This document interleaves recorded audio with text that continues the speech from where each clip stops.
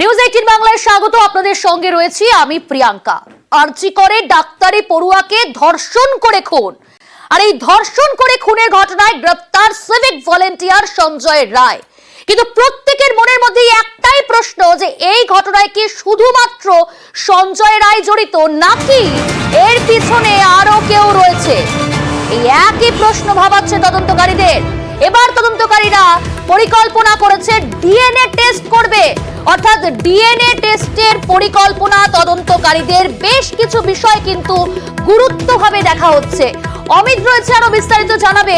অমিতের কাছে যাব। অমিত, তদন্তকারীরা কি পরিকল্পনা করছে? এটা তো সত্যি এই প্রশ্ন সবার মনে, যে শুধু কি সঞ্জয়, নাকি এর পিছনে আরো কেউ রয়েছে? দেখো, ক্লোজ সার্কিট ক্যামেরার ফুটেজ দেখে সঞ্জয়কে চিহ্নিত করা এবং বিভিন্ন তথ্য প্রমাণ যা সামনে এসে সেই জায়গা থেকেই সঞ্জয়কে গ্রেপ্তার করা হয়। শুধুমাত্র কি সঞ্জয় এই ঘটনার সঙ্গে যুক্ত, নাকি সঞ্জয়ের সাথে অন্য কোনো সঙ্গী ওই দিন রাতে সেমিনার ঘরে ছিলেন, এই বিষয়টি কিন্তু ভাবাচ্ছে তদন্তকারী আধিকারিকদের। এবং সেই জায়গা থেকে, ঘটনাস্থল থেকে যে সমস্ত নমুনা সংগ্রহের কাজ হয়েছে, সেই সমস্ত নমুনা সংগ্রহের পাশাপাশি ডিএনএ টেস্টের কিন্তু পরিকল্পনা করা হয়েছে পুলিশ আধিকারিকদের তরফে। কারণ সেখান থেকে প্রাপ্ত চুল এবং যেহেতু ধস্তাধস্তির যেহেতু তথ্য প্রমাণ সামনে আসছে, সেক্ষেত্রে নির্যাতিতা তরুণীর নখের বিভিন্ন নখ থেকে বিভিন্ন টিস্যু সংগ্রহের কাজ করা হয়েছে। এছাড়া ঘটনাস্থল থেকে চুল ছাড়াও, যেহেতু সেখানে স্কাফলিং বা ধস্তাধস্তির ঘটনা ঘটেছে, সেক্ষেত্রে ওই তরুণীর যে ক্ষতস্থানগুলো রয়েছে, সেই ক্ষতস্থান থেকেও বিভিন্ন নমুনা তারা সংগ্রহ করা হয়েছে। সেই সমস্ত নমুনার সাথে সঞ্জয়ের ডিএনএ মিলিয়ে দেখা হবে বা ম্যাচ করানো হবে, যে সঞ্জয়ের বাইরেও অন্য কোনো আদার্স তৃতীয় ব্যক্তি সেখানে উপস্থিতি ছিল কিনা। এই পদ্ধতি, ডিএনএ পরীক্ষার পদ্ধতির সাহায্য নেওয়া হবে, এমনটা কিন্তু পুলিশ সূত্র থেকে খবর। অন্যদিকে ফরেন্সিক এক্সপার্টদের সাহায্য নেওয়া হচ্ছে। ইতিমধ্যে সমস্ত যা যা নমুনা সংগ্রহ করা হয়েছে তা ইতিমধ্যেই ফরেন্সিক ল্যাবে পাঠানো হয়েছে এক্সামিনের জন্য। বেশ, খুব কষ্ট পেয়ে দিয়ে মেরে ফেলেছে আমার মেয়েটাকে, ওকে রেপ করে মার্ডার করে ফেলেছে। খুব ভালো মেয়ে আমার, মানে ভাবতে পারবেন না, আমি সোনার প্রতিমা হারিয়ে ফেলেছি। আরজিকর হাসপাতালের চিকিৎসক পড়ুয়ার নৃশংস খুন। চেস্ট মেডিসিন বিভাগের সেমিনার হলে উদ্ধার হয় পিজির দ্বিতীয় বর্ষের ছাত্রীর দেহ। ধর্ষণ করে খুনের অভিযোগ, এতেই উত্তাল রাজ্য।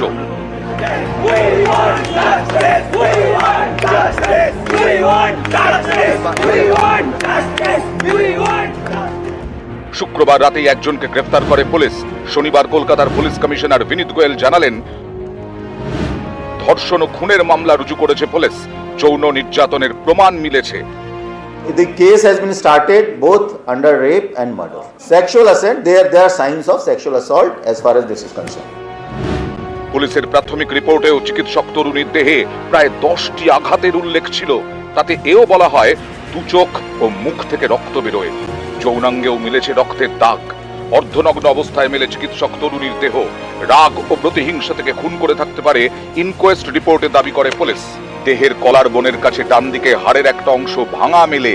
যদি কারো গলা হাত দিয়ে টেপা হয়ে থাকে সজোরে, এমন হাড় ভাঙতে পারে বলে মনে করছেন বিশেষজ্ঞরা। অনেক কষ্ট পেয়ে মারা গেছে, সারা মুখে কালশিটে, সারা গলায় কালশিটে, আঙ্গুলগুলো মুসড়িয়ে মুসড়িয়ে ভেঙে দিয়েছে। ফরেনসিক বিশেষজ্ঞরাও জানিয়েছিলেন, শরীরে আঘাতের চিহ্ন আছে। আপনার কিছু মার্ক আছে, ঠোঁটে, গালে, গলায় কিছু মার্ক আছে। দেহ চিত অবস্থায় ছিল, শোয়ান অবস্থায় ছিল। গালে বা গলায় কিছুটা, আর কিছুটা ঠোঁটে ফাঁকতে হয়ে গেছে। চাদর চাপা ছিল। আমরা চাদর তো সরিয়ে দেখি না, আমরা আমাদের কাজটা আমরা দেখিনি। মুখটা দেখতে পেয়েছি, মুখের বিভিন্ন পোর্শনে রয়েছে। এতেই অনেকেই প্রশ্ন তুলছেন, শরীরে আঘাতের চিহ্ন থাকলেও কেন প্রথমে আত্মহত্যার কথা বলা হলো?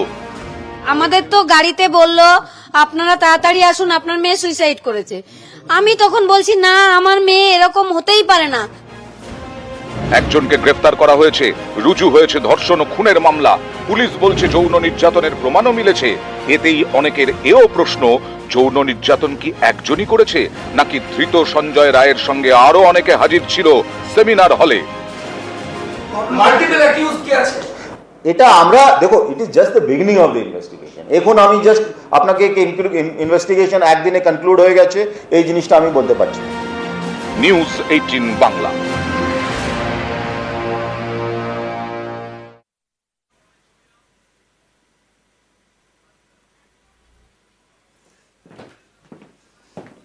চিকিৎসক পড়ুয়াকে ধর্ষণ করে খুন আর সেই ঘটনায় গ্রেপ্তার কীর্তিমান সঞ্জয়। একের পর এক কীর্তি সামনে আসছে, তাকে দফায় দফায় জেরা করছে এবং সেই জেরায় চাঞ্চল্যকর তথ্য সামনে আসছে। এর আগে আমরা জেনেছিলাম ধর্ষণ করে খুন, কিন্তু এই মুহূর্তের বড় আপডেট, ব্রেকিং, খুন করে ধর্ষণ। চাঞ্চল্যকর, যেমনটা বলছিলাম, একে একে চাঞ্চল্যকর তথ্য সামনে আসছে। ধর্ষণ করে খুন নয়, খুন করে তারপর ধর্ষণ। কীর্তিমান সঞ্জয় দফায় দফায় জেরা, আর সেই জেরায় একের পর এক চাঞ্চল্যকর তথ্য। খুন করে ধর্ষণ করা হয়েছে চিকিৎসক পড়ুয়াকে। জেরায় শিকার অমিত রয়েছে, সরাসরি অমিতের কাছে জানবো। অমিত, এতক্ষণ আমরা জানছিলাম যে ধর্ষণ করে খুন করা হয়েছে, আর এই মুহূর্তের ব্রেকিং নিউজ, বিগ ব্রেকিং, যে খুন করে ধর্ষণ। একেবারে যে তথ্য এই মুহূর্তে সামনে এসছে বা পুলিশের হাতে এসছে, তাতে জেরায় যে স্বীকারোক্তি পাওয়া যাচ্ছে, এই সঞ্জয় যেটা পুলিশকে জানাচ্ছে যে খুন করার পর তিনি ধর্ষণ করেছিলেন। অর্থাৎ কতটা নৃশংস। প্রথমে মারধর করা হলো, মারধর করার পরে তাকে গলা টিপে শ্বাসরোধ করে খুন করা হলো, এবং খুন করার পর মৃতদেহের সাথে মৃতদেহকে ধর্ষণ করা হলো। অর্থাৎ তিনি যে অপরাধ করেছেন, খুন তারপরে ধর্ষণ, এই ইন্ডিকেট, এই এমন তথ্য কিন্তু উঠে আসছে। স্বাভাবিকভাবেই এই এমনই চাঞ্চল্যকর তথ্য কিন্তু পুলিশের হাতে এসছে, এবং পুরো বিষয়টা কিন্তু খতিয়ে দেখা হচ্ছে, এক্সামিন করা হচ্ছে। কারণ ইতিমধ্যে ময়নাতদন্ত হয়ে গেছে। ময়নাতদন্তের যে রিপোর্ট, পূর্ণাঙ্গ রিপোর্ট, সেই রিপোর্টে সেক্সুয়াল অ্যাসল্টের কিন্তু ইন্ডিকেশন ছিল। সেক্ষেত্রে পূর্ণাঙ্গ রিপোর্ট এলে আরো স্পষ্ট হবে। কারণ সঞ্জয় যে বয়ান এই মুহূর্তে পুলিশকে দিয়েছে, বা সঞ্জয়কে জেরায় যে তথ্য উঠে আসছে যে খুন করার পরে ধর্ষণ করেছে, এমনই চাঞ্চল্যকর তথ্য কিন্তু উঠে আসছে পুলিশের হাতে। সমস্তটাই খতিয়ে দেখা হচ্ছে পুলিশের তরফে। কারণ আমরা পরপর যে ঘটনাগুলো ঘটছে, যেভাবে তার শরীরে একাধিক injury mark, external injury, internal injury, বিভিন্ন জায়গায় হাতে, পায়ের গোড়ালিতে, নাকে, যে সমস্ত জায়গাতে ইনজুরির তথ্য উঠে এসেছিল, এরপরে যে তথ্য উঠে আসছে শ্বাসরোধ করে খুন, অর্থাৎ তার কলার বোন ভাঙা অবস্থায় পাওয়া যায়। এরপরে তথ্য উঠে এলো খুনের পর ধর্ষণ করা হয়েছে।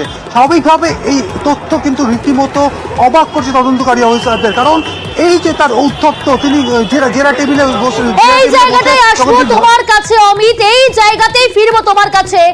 তথ্য প্রমাণের চেষ্টাও করেছে অভিযুক্ত, জেরায় স্বীকার করেছে। আমরা দেখলাম গতকাল এতটাই উদ্ধত, নির্বিকার, বলছে যে ফাঁসি দিলে দিয়ে দিন। আর আজ জেরায় স্বীকার করলো যে তথ্য প্রমাণ লোপাট করার চেষ্টা করেছে এই অভিযুক্ত।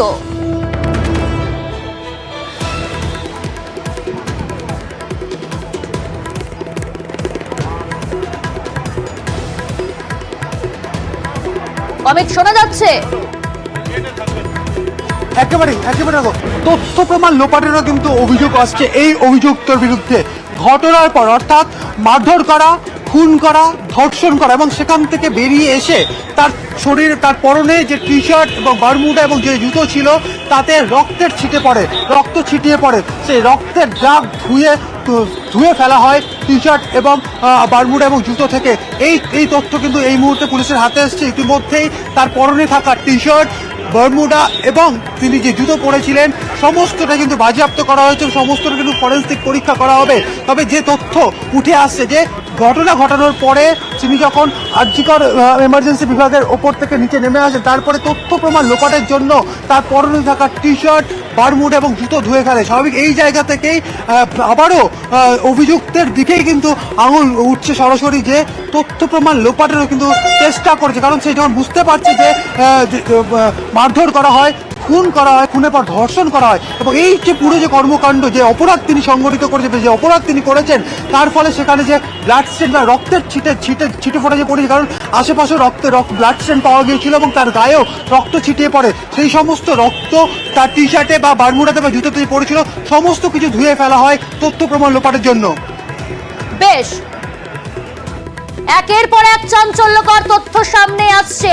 আর গ্রেপ্তার হওয়ার পর থেকেই উদ্ধত সঞ্জয় জেরায় দোষ স্বীকার করেও নির্বিকার, যেমনটা বলছিলাম, এমনটাও দাবি করা হচ্ছে পুলিশের তরফ থেকে। গ্রেপ্তার করা হয়েছে ব্লুটুথ হেডফোনের সূত্র ধরেই। জালে এসেছে এই সিভিক ভলেন্টিয়ার, তাকে 14 দিন পুলিশ হেফাজতে রাখার নির্দেশ, দফায় সময় জেরায় একের পর এক চাঞ্চল্যকর তথ্য, খুন করে ধর্ষণ করেছে এই অভিযুক্ত। ফাঁসি দিলে ফাঁসি দিন, অপরাধ স্বীকার করেও পুলিশি জেরার মুখে এভাবেই নাকি উদ্ধত সঞ্জয় রায়।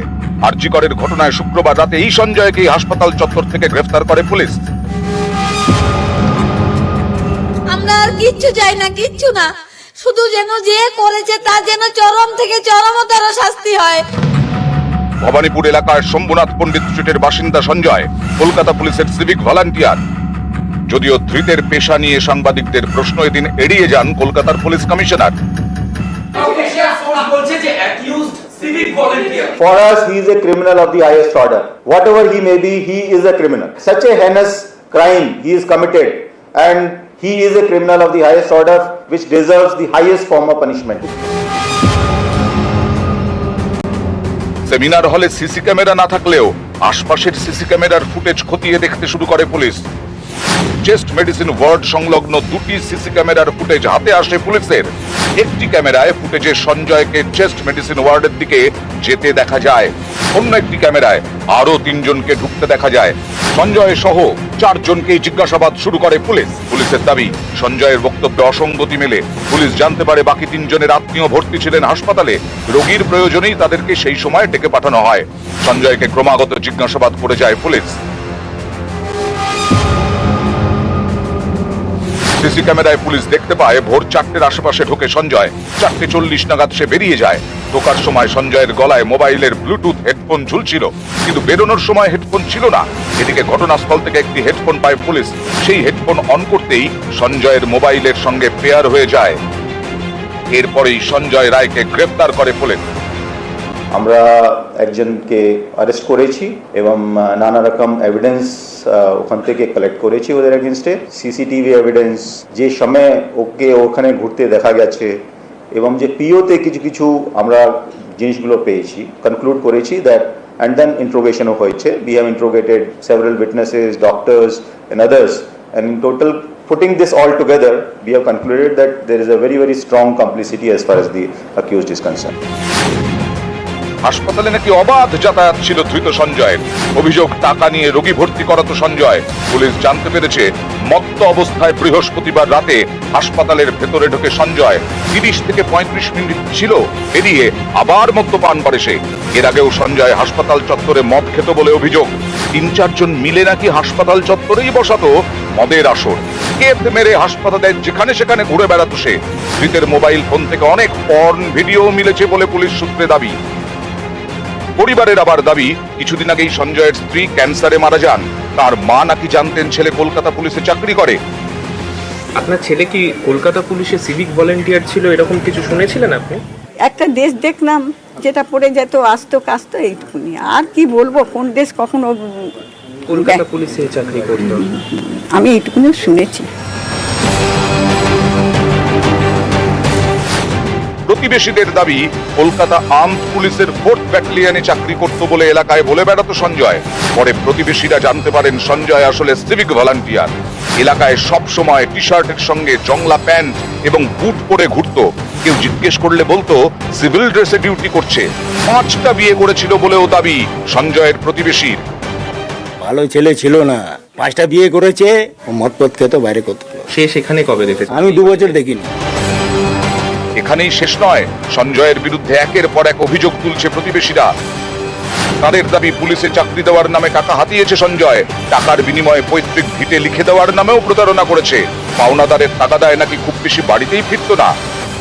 আমাকে ঠকিয়ে ঠকিয়ে টাকা নিচ্ছিল। ও আমাকে প্রথমে বললো যে পুলিশে তোকে চাকরি করে দেবো, 55 শম্ভুনাথ পণ্ডিত স্ট্রিটে ওর বাড়ি আছে, ওই ঘরটা আমাকে লিখে দেবে। তখন দিয়ে আমি প্রেশার দিতে থাকলাম, হয়তো আমার টাকা দে, নালে বাড়ি দে। তখন দিয়ে ও আসতেই বন্ধ করে দিয়েছে বাড়িতে। এ হেন সঞ্জয় এবার আরজি করের ঘটনায় পুলিশের জালে। সঞ্জয়কে 14 দিন পুলিশ হেফাজতে রাখার নির্দেশ আদালতের। নিউজ 18 বাংলা। আরজি করে চিকিৎসক পড়ুয়াকে ধর্ষণ খুনের ঘটনায় দিকে দিকে প্রতিবাদ, এবং শুধু তাই নয়, একের পর এক চাঞ্চল্যকর তথ্য সামনে আসছে। সব খবর দেখতে হলে অবশ্যই নজর রাখুন। ছোট্ট একটা বিরতির পর দ্রুত ফিরছে।